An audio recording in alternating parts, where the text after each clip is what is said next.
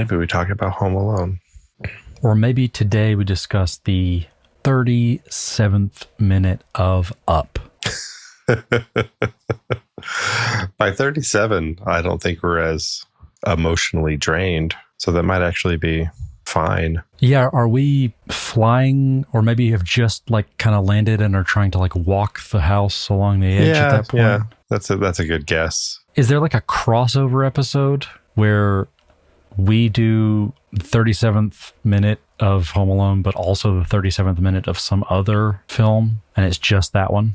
This would have been a complicated but more interesting podcast where we're looking at the 37th minute of 10 different movies, and we just have all sorts of things to talk about. I will speak for my own feeble mind and say that I would not be able to juggle that at all, because someone recommended that new-ish Rashida Jones series to me, and I couldn't watch it because I was rewatching Angie Tribeca. Oh, yeah. That's good. It's very good. Very G. Very G. And I need some distance after that before I can see her in something else. Yeah, no, that makes sense. So 10, I don't know that I could do 3. It would be very confusing to... Page Master? Yeah. And also in minute 37 of The Good Son and Saved and Home Alone. That's more than I could handle. Uncle Buck. So I do think we have there I guess we've figured out that there are worse formats than what we're doing now. There are worse potential podcasts. What's your podcast about? Oh, we watch every Macaulay Culkin movie 1 minute at a time and see if there are any interesting similarities. We watched 6, 3 forward and 3 in reverse. And one with in French. just because. See what happens. Do you think there's some intentionality in us seeing Buzz combing his hair, then we cut to Kevin combing his hair, or just a happy accident? I'm gonna go with the latter. Seems like it. I don't see this as a intentional move. Yeah, I don't see Buzz or anyone in the airport cleaning all their major crevices. What if Buzz and Kevin do have some sort of telepathic ET-like connection? Maybe that's where Buzz was when everyone else was on the phone. He was cleaning his belly button. And he sort of enjoyed it. And Kevin wakes up hundreds of miles away and goes, I need to get in the shower. Sort of a twin Jedi connection. Yeah, I think of it as a ET thing. Yeah, that was Spielberg, though. John Williams. I'll give you that. You should. Even though Star Wars was also John Williams.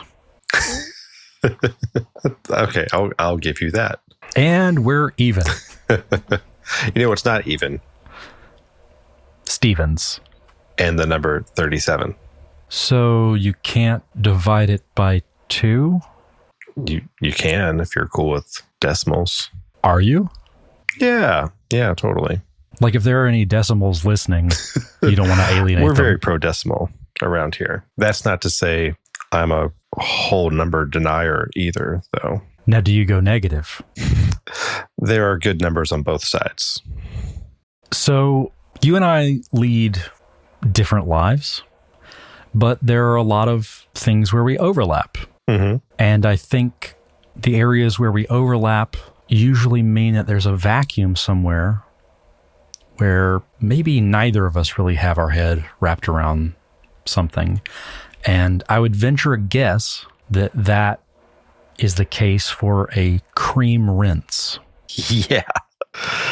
I kept wondering if I was mishearing it. Is it a clean rinse? Did we give this a goog? I feel like it's something that Patrick Bateman does. Cream rinse conditioner. It's a thinner sort of conditioner. So it's conditioner for that just wash shine. I wouldn't have guessed thinner, though. I would have guessed something with a better lather, maybe? Yeah, I don't know. Yeah, really blindsided by that one. It's a small detail that does date the movie. It's a payphones in the airport situation. It was the time of cream rinses. Yeah, Home Alone was out in the cream rinse era. It was a very cream rinse forward film. Do we talk about the green and red of the bathroom? Are we over that? I can't remember if we brought it. I don't think we did. I just mean in the context of this podcast, like how many minutes in do we stop talking about that? When they stop showing us new sets full of green and red. And this isn't even Christmas stuff. When we're at the police station, it's decorated for Christmas, and there are people dressed in holiday attire. So the red and green is intentionally festive. But I don't think that the McAllisters break out the Aquafresh toothpaste only for the holidays. These seem like they're everyday towels. Yeah, they don't look ornate. Like they don't have embroidery on them. They're not the towels for guests. No, not at all. And all the stuff out on the bathroom counter is just everyday stuff. It just happens to be red and green. Some geniuses at work here is what we're getting at. Right. And you don't notice it. No, you know what? I'm not going to put that on everybody else. I don't notice it. It just feels like a bathroom scene. Yeah. When you watch it. Yeah. But a Christmassy bathroom scene. It worked. It did exactly what it was supposed to do. I like that there's a little bit of exposition plot movement here that feels very natural and not forced at all, which is that he can't seem to find his toothbrush. Mm-hmm. So I think we're led to believe that it was packed, and that's why it's not there. Yes. Yeah. We've almost forgotten that Kevin thinks his family has disappeared. We've just sort of migrated into this, well, this is Kevin's state. Well, because we still know that his family's gone and left without him, he still thinks that they're just disappeared. So for us, we go, oh, his toothbrush is packed. But he gently reminds us that he has no idea where his toothbrush has gone. It's his innocence here. That's funny. But I don't even know if it's a joke, but it just makes sense. There's so many little moments like this in the movie where it's all accounted for. This gets him into that store. This gets him stealing the toothbrush. This propels the whole thing. And it's completely justified because his toothbrush is in France. Well, and it's great writing for the character, not for the plot, right? Because we all are, like I said, aware of his situation in actuality, but he is not.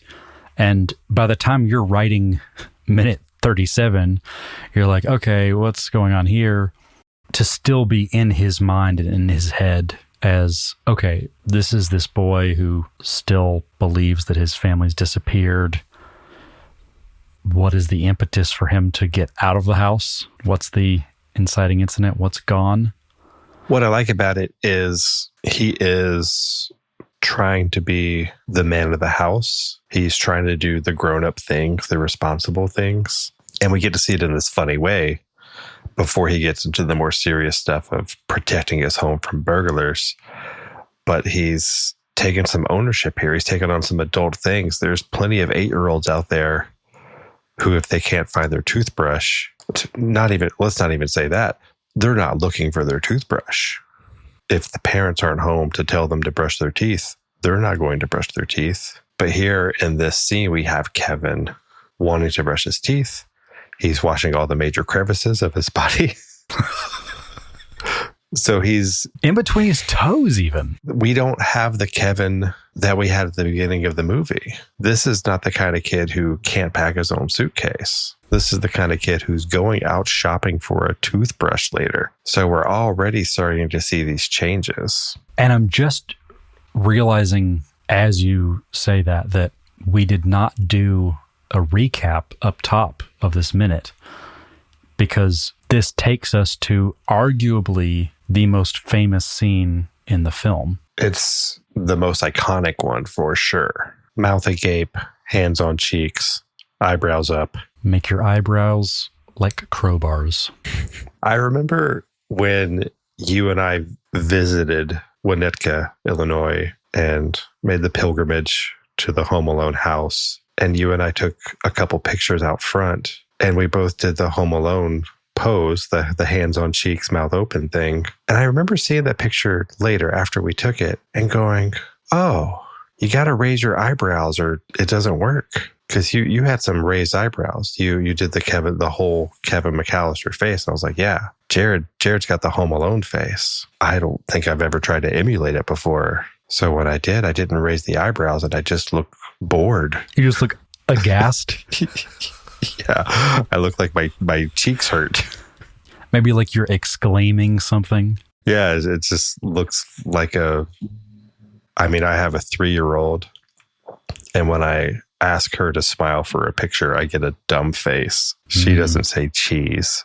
We're a podcast, but the viewers will know when I do this. That's the face that I get. It's not far off from that. I didn't pull it off. It's the most famous moment of this movie, and I blew it. Well, all the more reason to go back and bother the new owners, because it has changed hands since we were there. A couple times. Probably a couple times. A couple times, I think. Okay, so recap. Kevin is continuing this soliloquy to himself about what he's got to do today. He's washed every part of his body. He's had a cream rinse.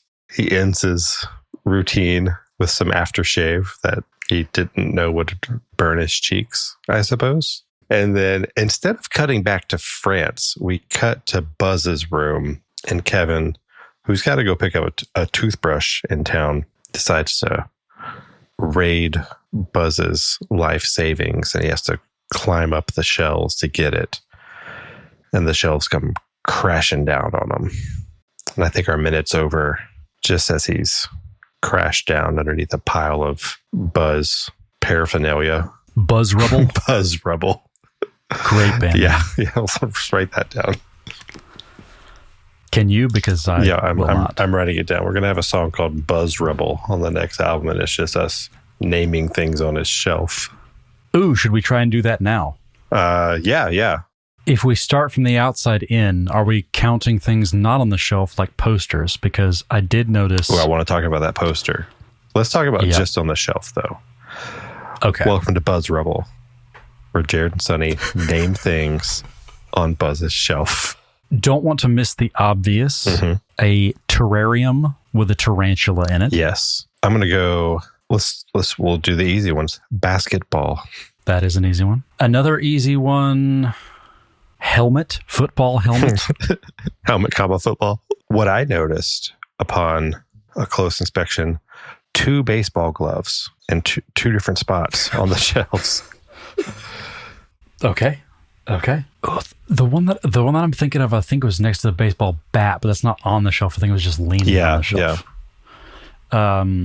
There was a lamp on the shelf. Yeah, there's a lamp on the shelf. There's some sort of weird, like, toy car ramp looking thing. It's like a red, slopey looking toy apparatus. I thought it was one of the... It reminded me of that, like, pie face game. Like, it has some kind of, like... Oh, yeah, it's something like that. It's some sort of plasticky toy thing, which seems a little young for Buzz's age bracket, but... I imagine there's all sorts of stuff in his room has been there for too long. Yeah, from yesteryear. Another example in that same category, the ant farm. He has more like starting lineup action figures of athletes. He has easily 10 plus. He's got a bunch, yeah. And we're assuming that Kevin didn't clean up the ones that he's already taken.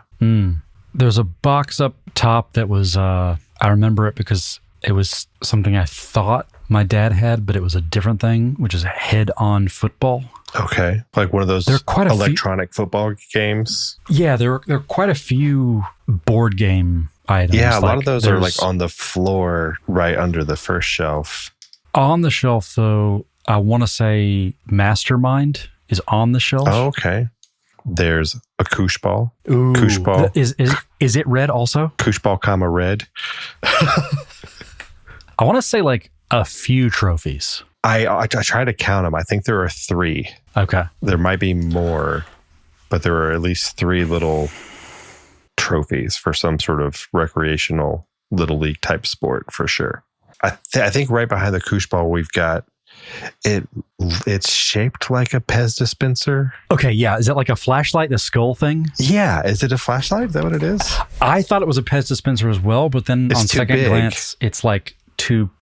Well, they do make big ones though, yeah, but right? this is a chunky weird thing. This is before but it's that. Pez dispenser shaped in that you have like sort of like a stick base with a bigger head on top of it. But given that it's a skull, which is like white and you'd have light through it, I feel like it's a flashlight or something like that. Okay. I'll buy it. I'll believe it. RC car.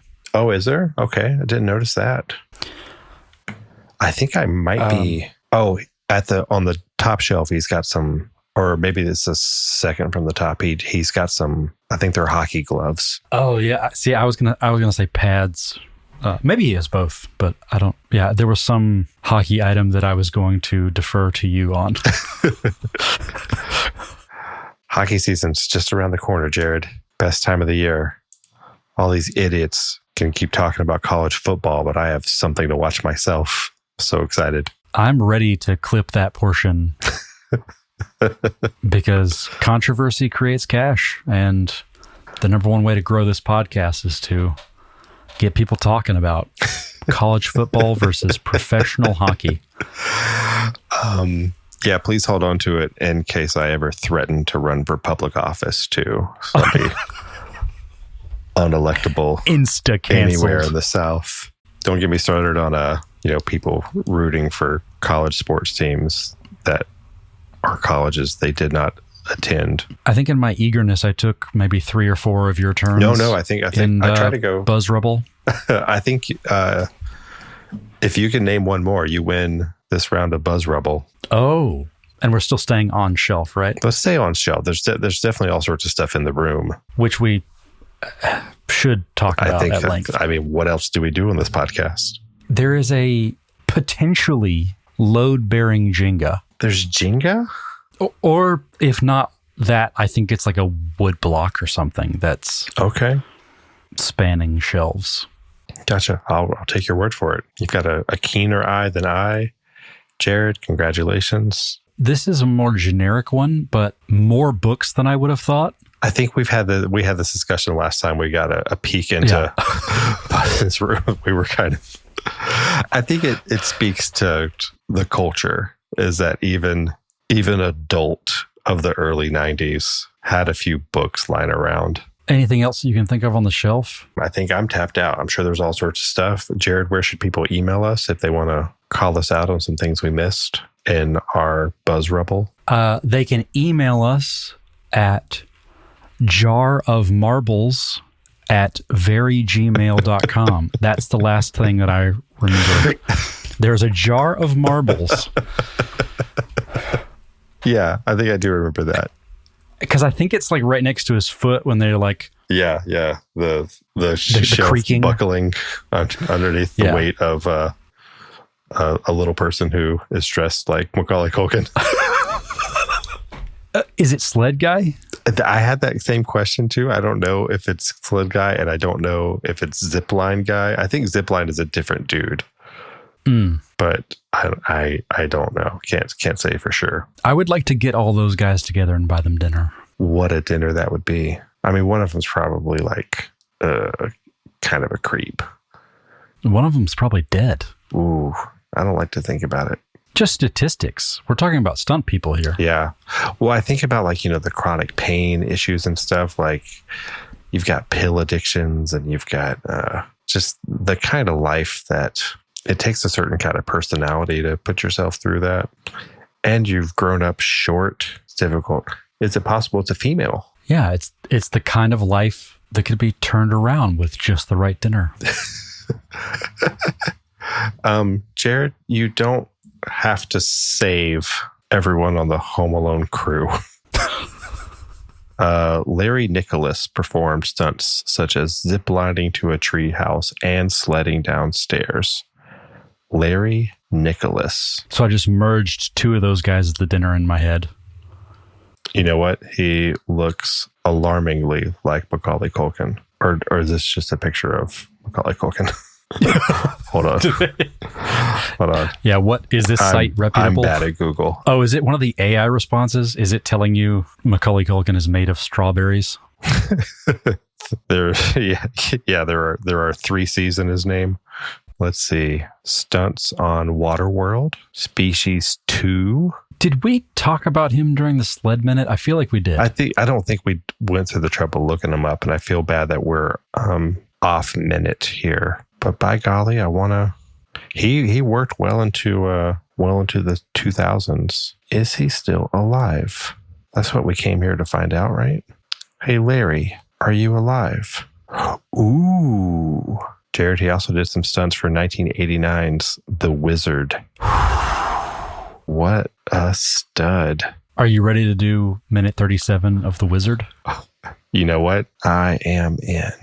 I don't know if he's still alive. IMDb, not helpful in this regard. Just email him. Larry@verygmail.com. You know, can we write off an IMDb Pro subscription for this podcast? It is a business expense. Okay. Oh, okay. Thought I found his Instagram, but it's a very different Larry Nicholas. Is it a 13-year-old girl? No. Larry Nicholas, if you're still alive, we're going to need you to come on the podcast in a few minutes. To bring things a bit back to lightheartedness, would you like to describe the things on the shelf that you remember but don't know what they are? You just know the shapes of them? There was like the weird little like plastic car ramp. There are a few different like unrecognizable objects. Yeah, there's one that's like black and gold that when I saw it initially, I thought was like a Frisbee, but then when it's on the ground, it looks like it has like a picture of Earth on it in gold. It was strange. And then there's that like wood box marble maze looking thing. Oh yeah, Labyrinth. It had Labyrinth. See, okay. Is that, I don't think I know what that is. Labyrinth was like the toy I never got, but always wanted. I'm surprised you didn't have one or knew what it was. I don't think it's related to the Jim Henson movie, but I liked the Jim Henson movie a lot. And then saw something at the mall called Labyrinth. And I was like, ooh, what's this? It's a wooden box. And it's got a like a board, like a maze board on the top that is only attached to it with these like metal rods that have these dials on the end that you can use to slowly, subtly, using some finesse, like tilt the board and move a marble around the maze. And right. Like you get it through, like you avoid the holes and try to get it to the goal. While I didn't know what that was, I had a pretty strong sense of what it, I assume I had seen it at Natural Wonders. It's a very Natural Wonders kind of. Oh man, what a great store. Around the time that this film came out, I saw that box at Natural Wonders and just knew what it was. But no, I thought it was more like I guess less intense, just marble in a box kind of thing. But it seems like it's more nuanced. It was a fun game, and I always wanted it. I guess for the people who are not exactly our age and lived near a mall when they were kids, Natural Wonders was like the store in the mall that had the cool stuff in it. It wasn't quite a toy store, although it had some toys, but it had sort of like science and nature related gadgets, toys, stuff. I think they did successfully something that I don't think was done well before or since. And I was actually just to no one's surprise, complaining about this the other day, in that there are a lot of people who try to make educational toys. Like, learning is fun, but it's just a half measure. It's like not a lot of learning and not very fun. I think a lot of the items that they had curated there were a good intersection of those things. Absolutely. It was the sweet spot for a nerd like me who liked being smart, even though I wasn't really smart. I just kind of liked nerdy stuff, but also was just a little kid who wanted toys. That's where you went to go get your astronaut ice cream. In the packets. That was the impulse buy by the counter is astronaut ice cream. But you could also buy like a rainmaker. They had world instruments, and they had like that little ball that that has like the little things of electricity coming out. You can touch it, and lots of weird like plasma field, magnet toys and stuff like that. A couple of thoughts on that. One is, I think that morphed unsuccessfully into the Discovery Store, which I think was a bit more far-reaching and widespread, but wasn't nearly as good. But I'm also recognizing now that it was way nerdier than I perceived it as then. Because looking at it now, I'm pretty sure we could go talk to a bunch of folks that grew up around us that were not as nerdy and looked at that store and went, oh my God. This thing comes in tiers though. And I think a really good example of that is a very vivid Natural Wonders memory I have. Again, probably my favorite store in the mall, right? The coolest stuff. I'm always buying stuff there. A lot of my Christmas list comes from, they had trivia games and little electronic like learning tools and just crappy little physics toys and stuff like that. Oh, there's your hot rod friend. He didn't go to Natural Wonders. But I have this vivid memory of being at Natural Wonders and probably waiting in line to buy my own stupid nerdy crap. But the kid in front of me, probably about the same age, was dropping an obscene amount of money on a geode. This kid had like this size-wise, was this like half a cantaloupe size? Yeah. Like half a cantaloupe size geode. It was a pretty rock, but I'm behind him hearing how much this rock cost and thinking, this kid's a nerd. Not really letting it sink in that I'm behind him at Natural Wonders. And I think there's always a bigger fish. There's always a bigger nerd to get some more John Williams movies in here. So drop us a line, naturalwonders@verygmail.com, and tell us about your favorite store from 1990. What was your favorite store in 1990? Were you around for the Nintendo store? Yes. Oh, those were good times. I just retrieved a bunch of memory units that I hadn't touched in so long. Again, if you're not in your late 30s, early 40s and lived near a mall, there was this golden era where Nintendo ventured into having their own stores. It was officially licensed, right? It was the Nintendo store. It wasn't, they didn't sell other game systems. It was just Nintendo stuff. So we're talking... Yeah, they had Game Boys, original Nintendo, Game Genies, and Game Boy. Like those were the systems that were out. They repaired my Game Boy at one point. Like my Game Boy was broken and I took it there. They fixed it. They had... So I don't know if they were used Game Genies or just for display, but they had some open that like you could see like the mechanics of it. Oh, okay. Like and that was something for a floor model. Yeah. Because like, I don't know, you see these commercials and you don't really understand the mechanics of like how everything's working. You're like, okay, so this extends the cartridge. Okay. Oh, so there's like some metal here. Yeah. Okay. Luke had a Game Genie. We had some fun with that. It turned Battletoads into a actually playable game. You could actually get through some of those levels if you had infinite lives. I just realized there was something pre-shelf we didn't discuss, explicitly at least. He knows that his life savings are up in that baseball card box, right? Yeah. And again, I think you implicitly touched on this, but I just want to make sure, like, he needs to go and buy a toothbrush and other items. Yeah, I see this as... And he's like, I need cash. This is the next step in an order of operations. This isn't a new adventure for him.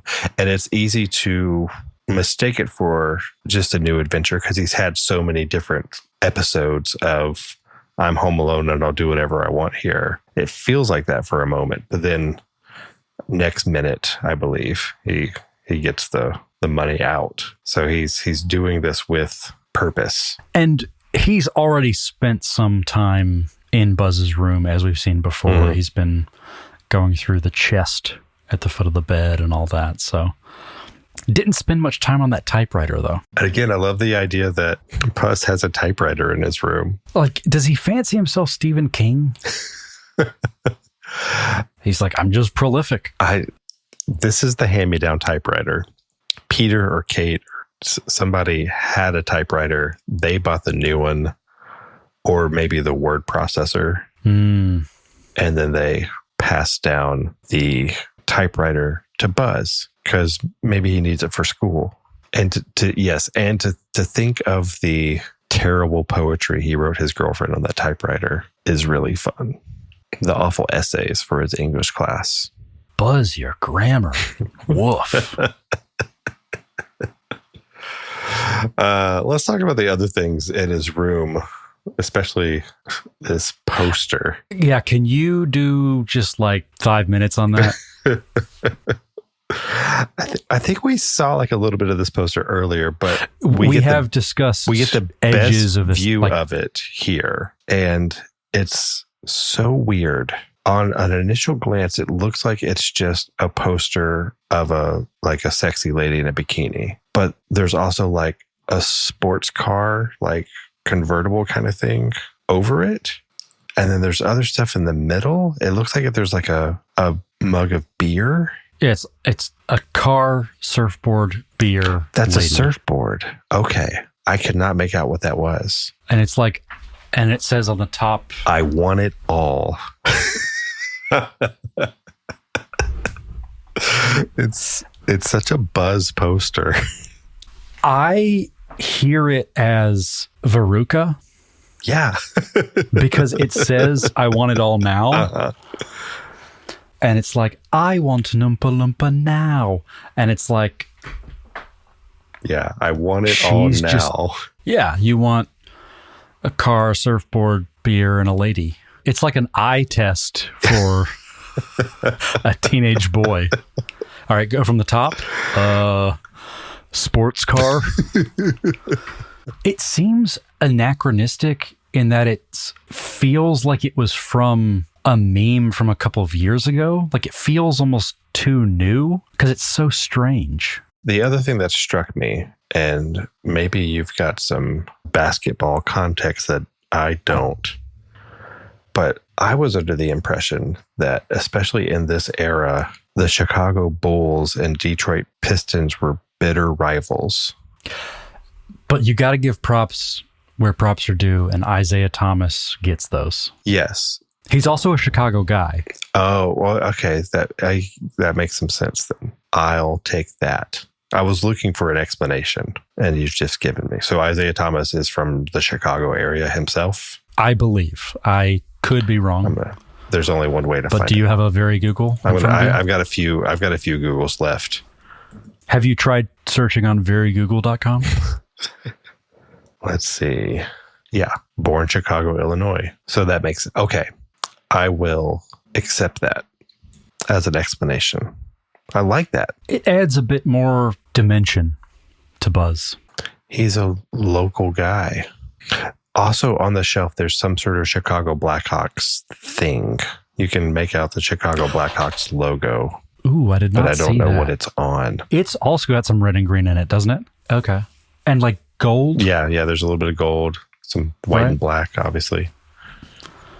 And you saw that on the shelf? Yeah, that's huh? somewhere on the shelf too. It's kind of like halfway down. Interesting.